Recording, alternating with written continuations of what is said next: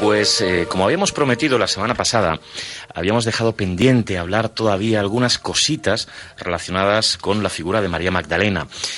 Y lo hacíamos, como no podía ser de otra manera, con los amigos de la Escuela de Mat, Encarna Sánchez y Daniel Rodés. Encarna, buenas noches. Hola, buenas noches, ¿qué tal? Muy bien, ¿cómo estás? Perfecto. Y Daniel Rodés, buenas noches. Hola, buenas noches, ¿qué tal? Pues un programa apasionante. Pasó lo que suele pasar con estos espacios, que nos quedamos cortos, ¿no? Llega un momento que dices, estaría todavía un ratito más, pero bueno, hoy retomamos un tema mucho más concreto y además aprovechamos un libro que habéis publicado, como tantos otros. Yo estoy sorprendidísimo, una escritura prolífica realmente, y además libros muy bien terminados, ciertamente. Hoy hablamos del tarot, herencia de los cátaros y María Magdalena. Yo no sé si empezar y retomar esto desde María Magdalena, primero que me expliquéis un poquito qué es lo que encontramos en este libro y después ya volvemos a retomar el tema. Sí, el libro contiene, digamos, un análisis histórico y fruto de nuestros viajes y de nuestra investigación para encontrar vínculos entre la herejía medieval del catarismo y el tarot. Llegamos nosotros a la conclusión de que analizando el tarot, ahí se encuentra una cierta filosofía espiritual, aparecen ángeles, aparecen relaciones que podríamos encontrar con el cristianismo, pero apartados de lo que llamaríamos el dogma oficial. La conclusión del libro sería que el tarot es una herencia espiritual dejada para perpetuar la memoria de los cátaros y su conexión con la deidad femenina encarnada por María Magdalena, en este caso. Entonces sería un poco la relación del libro, ¿no?, que vincula la filosofía del tarot con la filosofía de los cátaros y la relación de lo femenino, la deidad femenina encarnada por María Magdalena, que está presente bajo esas imágenes del tarot, donde la figura de la mujer pues tiene una importancia capital. Pues es una relación nada sencilla de elaborar. O sea, supongo que os habrá costado bastante el poder trabajar todo esto. Además, una edición en francés también, Le Tarot. Sí, está publicado también en francés por Editorial Altés de París. Ajá. Y luego también está en español. Y el libro contiene en su portada, digamos, como un resumen de este misterio, ¿no? Esta es una imagen que nosotros encontramos, una imagen medieval que nosotros encontramos en un libro, en un facsímil, y en ella hay algo muy curioso. Aparece la mesa con Jesucristo y los 12 apóstoles, es decir, la última cena. Si contamos, efectivamente, si contamos las cabezas, hay 12 cabezas, ¿no? Son los 12 apóstoles con Jesús, pero hay una mujer ahí. ¿Qué hace esta mujer? Es decir, hay una mujer que está arrodillada, que es la encarnación de María Magdalena, con una copa en sus manos. Entonces, en el dibujo se ve que Jesús tiene una mano en esa copa, Pedro tiene también otra mano, y esa copa está sostenida por la figura de la mujer, dando la idea de que podríamos decir que Pedro, en este caso, está como entrometiéndose en la relación que se produce entre la mujer y Jesucristo. Es decir, esto es realmente el Código da Vinci en imágenes, ¿no? Sí. O sea, si el autor del Código da Vinci hubiera tenido acceso a esta imagen, desde luego, pues para él hubiera sido una revelación. Fue un descubrimiento extraordinario que tuvimos nosotros y que, bueno, forma parte, ¿no?, de los muchos contenidos inéditos y originales que tiene este libro. Es curioso, es una imagen curiosísima, ¿no? Porque incluso el rostro, las diferentes implicaciones que tienen los rostros, las figuras, unos tristes, otros amenazantes, otros... curiosísimo, para analizarlo muy bien. De hecho, hemos colgado la portada de la foto en el Facebook, en el muro del programa, para que la gente pueda verla detalladamente, porque es ciertamente interesante de analizar. Sí. Bueno, contadme entonces un poquito más, Encarna, esa relación, ¿cómo lo habéis planteado? Hombre, yo lo tenía muy claro desde el principio, que el tarot está relacionado con la cábala y con el conocimiento que todo ser humano debe aprender para practicarlo diariamente en el día a día, y que Miriam o María Magdalena fue una de las pioneras, una de las maestras que emprendió el camino del corazón, porque es lo femenino, el corazón, el recipiente, el amor, convertirnos en un grial. De hecho, ya somos un grial. Lo que ocurre es que nuestro grial hay que limpiarlo, hay que purificarlo, y es el conocimiento que Miriam llevó cuando llegó o amerizó a las costas de Francia. Sí. Ella empezó a cristianizar, a explicar lo que era la iglesia de Juan, la iglesia del amor, el servicio a Dios, el amor al prójimo, la necesidad imperiosa de purificar y de... Ellos le llaman investigar o expiar las faltas, los errores, todas las cosas que hemos hecho mal para purificarlas. Porque el mensaje de Miriam era: hay que limpiar el alma de todos los errores. Por eso el tarot nos está hablando ya desde el principio, el comienzo del mago, que nos habla de empezar una relación, de trabajar con nuestro sentido, una relación de trabajar con toda la personalidad para comunicarnos con la mente superior. Por eso en la carta del tarot del mago lleva un gorro a lo alto de la cabeza. Nos está hablando del corazón, puesto que es la imago teselén, la imagen de Dios dentro del ser humano. Luego tenemos la papisa, que también es la purificación de los registros, la purificación de las memorias. Entonces ellos hablan en el libro de Juan, el libro de la Iglesia del Corazón, o la Iglesia Juanista, que es como ellos le llamaban. La cuestión es que al llegar a la emperatriz vemos que hay una purificación y un bautismo, porque lleva una pila bautismal. Es decir, que todo el tarot nos está hablando de un tratamiento del alma, de una purificación, de un cambio de conciencia, de un elevar la conciencia. Entonces, si esto era lo que ella explicaba, iba pauta por pauta. Primero era la purificación, después la conexión, después la integración. O sea, iba hablando de diferentes fases, y por eso lo pudimos relacionar, porque es el conocimiento que ella enseñaba.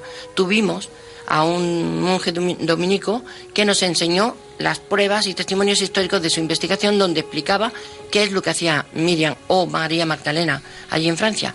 Y de ahí, al comprobar carta por carta, observamos que cada una de ellas nos llevaba a un lugar y a un aprendizaje. Es decir, el tarot no es nada más que un aprendizaje, un cambio de conciencia y una elevación de vibración. Alex Muniente, que casi no te hemos saludado al inicio del... Es que, claro, estás aquí todo el rato. Me parece... A veces la gente dice, es que continuamente lo vamos saludando, es verdad, sí. Pues estás aquí. Sí. Bueno, mira, digamos que somos parte del decorado. Mucho más que algo más que el decorado, por supuesto. Buenas noches, Encarna. Buenas noches, Daniel. Una cuestión que me tiré un poco así sobre ascuas, porque, a ver, no sé si podías explicar o no, ¿cómo encontraste a este párroco que os habló del tema? Porque... fuera de micrófono explicabais cosas, ¿no? Sí. Muy curiosas. Sí, bueno, es Philippe de Beaucoup. Hablamos la semana pasada, cuando hablábamos de que había sido la base del guión de nuestra película sobre Miriam, la vida de María Magdalena en Francia. Y bueno, este hombre realmente lo conocimos a través de un amigo común, de un hombre que tenía una librería esotérica especializada en Marsella, y que tenía este hombre pues mucho conocimiento, ¿no? Muchos contactos.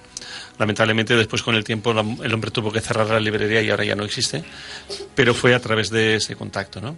Y entonces este hombre, Philippe de Beaucoup, incluso organizó un pequeño museo dedicado a María Magdalena, y bueno, él el que nos facilitó, digamos, pues muchas informaciones, ¿no? Algunas de carácter histórico que ya vimos, explicamos el pasado día. El libro que hoy estamos explicando, el Tarot Herencia de los Cátaros y María Magdalena, a pesar de que habla de la figura de Magdalena, está, podríamos decir, más centrado en lo que es la filosofía del catarismo, ¿no? Uh-huh. Cuéntame, sí, porque es súper interesante, claro, esa relación que hacéis del tarot con la figura de los cátaros. Los cátaros fueron llamados los puros, los perfectos. Ellos buscaban recuperar el sentido del cristianismo primitivo, original, en la idea de que se habían desvirtuado, la Iglesia Católica especialmente había desvirtuado los contenidos de la enseñanza de Cristo, se había dedicado prácticamente a los placeres de la vida, hacia ostentación de lujo, de riqueza, y entonces ellos querían volver, digamos, a esa especie de espíritu primitivo. Entonces el propósito principal del catarismo era alcanzar la pureza. Para esto pues existían una serie de procesos en los cuales la persona tenía que cambiar, tenía que pasar por una transformación y alcanzar esa purificación o esa pureza.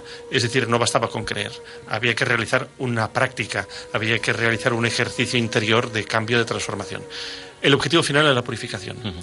Entonces, en el tarot, claro, esa idea de purificación está presente. En primer lugar, porque las últimas cartas de la baraja están a los personajes desnudos, a diferencia de todos los anteriores que están vestidos. El hecho de desnudarse, como ocurre con el loco del tarot, que el perro está desgarrando el pantalón del loco, es la idea de encontrar la pureza, encontrar la verdad, quitarse los ropajes. Pero además hay otro elemento, que es la carta 21, el mundo. La carta 21, el mundo, se puede interpretar como el universo, como el mundo, etcétera, pero también con la idea de lo puro, ya que el término mundo es el antónimo de inmundo. Inmundo es sucio, en cambio mundo es limpio, es puro. Por esto los cátaros también fueron llamados mundinos, los puros. Entonces, ¿qué ocurre? Que el loco del tarot está realizando un viaje que concluye en la carta 21, el mundo. Entonces, el mundo, si interpretamos que el mundo es la pureza, donde hay una figura desnuda, que es la figura griega del anima mundi, del alma del mundo, que se ha desprovisto de toda vanidad, entonces resulta que el personaje del loco está yendo hacia ese puro que es el mundo. Pero cuando nosotros juntamos el loco y el puro, es Parsifal. Justamente la leyenda del Grial. Con esto encaja todo con la leyenda de Parsifal, la leyenda del Grial. Parsifal, el héroe del Grial, es Fal Parsi, es decir, es el loco puro. Y Richard Wagner, en su ópera Parsifal, repite varias veces en el texto esa idea de tú te llamas Parsifal, el loco puro. Y entonces la mezcla del Lemat del tarot con el mundo es el loco puro. Es decir, es exactamente la historia del Grial, que también está muy relacionada con lo que es María Magdalena, con lo que es el símbolo de lo femenino, ya que la copa o el Grial es de naturaleza femenina. Es curioso, ¿no? Cómo al final conceptos que aparentemente no es que estén alejados, pero sí que es verdad que parece como muy sectorizados, al final están unidos de alguna manera, ¿no? Hablamos del Grial, hablamos de María Magdalena, de los cátaros. No sé, es como que al final hay un nexo de unión entre todo eso en una historia que no nos olvidemos que estamos hablando de una historia de más de 2000 años, ¿no? Y que poco a poco todo va entrelazándose. Nosotros es que tenemos una teoría, y es de que los últimos cátaros sabían de que la Inquisición les perseguía y les iban a matar. Y además se iba a destruir todo lo que ellos habían hecho. Entonces, la idea de cómo puedo yo perpetuar un conocimiento sin que corra peligro, pues es a través de condensar esa información o filosofía a través de un juego de cartas, a través del tarot.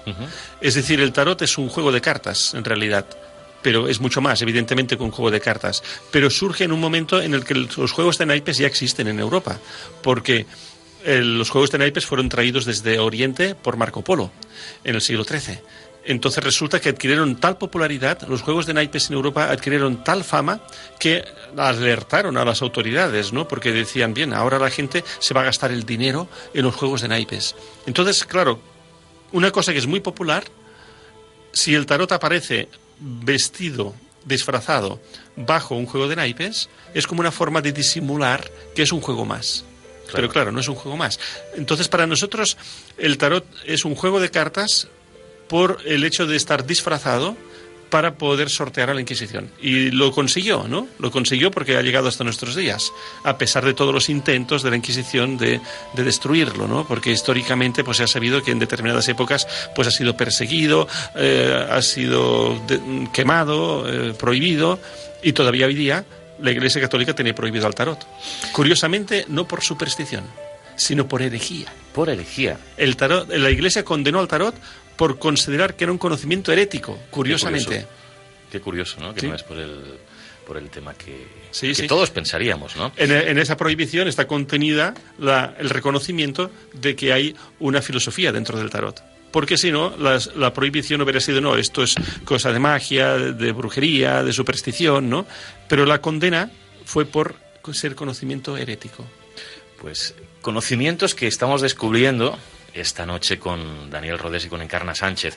Ya os digo, si queréis saber algo más, si queréis saber mucho más, todos esos cursos, esos talleres y esos conocimientos que tienen ellos en la Escuela Lemat, déjame recordar esa dirección donde podéis poneros en contacto con ellos. Físicamente, pues aquí en Barcelona, en la calle Irlanda, número 36. Y tenéis también un teléfono de contacto que es el 93 311 51 22, 93 311 51 22. Iba a decir horarios, pero ya me han dicho que ellos ya sabéis que desde prontito están y se van tarde, así que en principio no hay problema. Ahora no llaméis porque ahora me temo que nadie va a coger el teléfono. Ahora estamos cerrados. Ahora ya sí. Hay un correo electrónico, escuela@tarotmarsella.com, y luego un montón de páginas en Facebook, Internet, que me las comentas, Daniel, es tarotmarsella.com, tarotmarsella.com, Vale, y luego todas las páginas de Facebook, Twitter y demás, que se lo podéis encontrar desde la página web, buscando Escuela Lemat, para que veáis ese seguimiento. Recordad que hay muchos de esos cursos, muchas de las propuestas de los amigos de Lemat que se pueden hacer desde cualquier parte del mundo. Es decir, que si vosotros llamáis, os ponéis en contacto con ellos a través de Internet, desde México, desde Perú, desde Colombia, desde Chile, desde Estados Unidos, tenéis posibilidades de acceder a tantos cursos. Después os preguntaré qué estáis preparando para el verano y para después, pero sí que me gustaría terminar primero un poquito con el libro, porque en el índice creo que es muy interesante. Además habéis hecho un índice que es un repaso fundamental de cada uno de los arcanos mayores, ¿no? Sí, sí. Empezamos por Lemat, el loco. El buscador del conocimiento, por supuesto. Y les dedicáis a cada uno de ellos una serie de páginas, precisamente pues abordando, digamos, esa relación de alguna manera con todo lo que estamos hablando de María Magdalena y de los cátaros. Es que realmente el libro está hecho como si fuera un relato de viajes, porque el libro es como una aventura, ¿no? Es nuestra aventura de descubrimiento que está plasmada en estas páginas, donde cada capítulo es un lugar. Ajá. Es decir, es un arcano, pero es un lugar, una población. Claro, está relacionada con el lugar que nosotros visitamos, lo que descubrimos allí en ese lugar, relacionado con el tarot y con los cátaros. Y entonces, claro, cada una de las cartas pues revela una fase, ¿no?, de este viaje. Por ejemplo, la carta del ermitaño, que es el sabio, el maestro, pues representará cuando nos encontramos nosotros con una persona que nos da unas claves, ¿no?, muy importantes. Y justamente al llegar a ese lugar nos encontramos con que hay una cueva donde los cátaros usaban durante 3 y 4 años de su periodo de purificación, y se llama la cueva del ermite, justamente. Entonces fue muy curioso que precisamente allí se iniciaban los cátaros y llegaban a ser precepto cátaro. Que existiera en el país cátaro, existe aún una cueva llamada justamente el ermitaño. Y es decir que en ese lugar, pues claro, se hacían unos procesos iniciáticos, una serie de retiros espirituales, y claro, todo esto pues tenía que ver con esta carta, ¿no? Así como con todas las demás cartas, pues también había una relación de todo lo que nos íbamos encontrando, ¿no? Entonces, como un relato de viaje, es muy ameno de leerlo, precisamente porque nos va llevando como una aventura, ¿no? Y entonces el propósito final de la aventura es encontrarnos con la figura de María Magdalena, porque el libro comienza con un sueño que tuvo Encarna con María Magdalena, donde le dice, ven a verme, y se ve en una gruta con un estanque de agua. Y entonces esto es lo que al final se revela en el libro, dónde está ese lugar, ¿no?, y qué es lo que representa todo ese viaje. A veces me he quedado un poco así mientras vais hablando, porque iba releyendo precisamente, porque generalmente obviamente ojeo los libros y me había quedado enganchado y estaba empezando a leer y digo, no puedo, que estoy entrevistándolos, pero sí que es verdad, porque engancha, es decir, cada historia, cada viaje se cuenta, se relata. Yo ciertamente lo recomiendo, es muy, muy interesante. Alex Muniente está por ahí levantando la mano, quiere preguntar algo antes de terminar. Sí, a ver, coincidimos en que María Magdalena pues fue, por decirlo así, el primer discípulo. Claro. En fin, de Jesús el Cristo. Pero en vuestra opinión, ¿de qué fuentes bebió para obtener su sabiduría? Aparte de la propia... Para mí lo tengo clarísimo, que ellos eran esenios y también eran cabalistas. Su conocimiento viene de la cábala, porque María Magdalena predicaba el árbol de la vida. Ella, en vez de decir cábala, usaba la palabra árbol de la vida, árbol del conocimiento, y expresaba todo, iba enseñando todo lo que había que hacer para lograr que ese árbol diera un fruto. Entonces, todo el tarot está basado, cada una de las cartas, con el conocimiento que ella impartía, pero su fuente era el conocimiento del árbol de la vida. No sé si te responde tu pregunta. Bastante, sí. Ha quedado satisfecho, Alex Muniente. Muy bien. Estos últimos minutitos sí que me interesa mucho que les expliquéis a los oyentes actividades, posibilidades de todos aquellos que se pasen durante las próximas fechas por Lemat, o que puedan llamar o que puedan entrar en la página web. Recomendaciones de los que saben más de Lemat, que sois vosotros. Bueno, nosotros hacemos consultas individuales, también hacemos talleres y cursos. Por ejemplo, ahora en el mes de julio está previsto realizar un curso sobre los 72 nombres de Dios, de la Cábala, otro sobre las leyes herméticas. Hacemos un curso también sobre simbología de tarot. Y luego en el mes de agosto, del 13 al 15, hacemos justamente un viaje, que es la ruta iniciática de María Magdalena, donde visitamos todos los lugares. Bueno, no todos, porque en el libro habla de muchos, no los podemos visitar todos, pero sí que en el viaje lo que hacemos es justamente visitar algunos de los lugares que se explican en este libro, que son aquellos que están relacionados con la leyenda provenzal de María Magdalena, que es desde la costa de Santa María Surmer, Arles, Marsella, la Santa Baume, es decir, toda una serie de lugares en donde nosotros pues enseñamos a la gente, ¿no?, tanto lo que ella enseñaba como también lo que representaba esos lugares, ¿no? Interesante y yo creo que importante ponerse en contacto con la Escuela Lemat. Cosas muy fáciles de acceder porque, ya lo sabéis, es un espacio físico en la calle Irlanda número 36, pero también podéis entrar a través de la web tarotmarsella.com y tarotmarsellalemat.com, las dos páginas web y, por supuesto, todas las páginas de las redes sociales en Facebook, Twitter y demás, su canal de YouTube, que también tenéis vídeos colgados. Sí, de hecho, algunas de esas entrevistas las podéis ver con imágenes en YouTube, así que fantástico también. Y bueno, la semana que viene seguiremos hablando un poquito más. Pero vamos a dejar una incógnita porque vamos a hablar de un secreto, unos cuantos de secretos que se tienen que desvelar para cómo sanarnos. Pero si hablamos de secretos ya dejarán de ser secretos. Bueno, pues dejarán de ser secretos, pero así los oyentes estarán pendientes de qué nos van a hablar. Pues no todos tenemos deseos de mejorar, de ser felices, de estar bien, de tener una salud, de tener un buen dinero, de tener todo lo que necesitamos. Bueno, pues uno de los principales misterios es cómo lograr que toda la mala suerte se retire. Pues ya lo sabéis. Caray. Desvelaremos algunos secretos interesantísimos de escuchar la semana que viene en Nit de Misteris con Encarna Sánchez y Daniel Rodés de Lemat.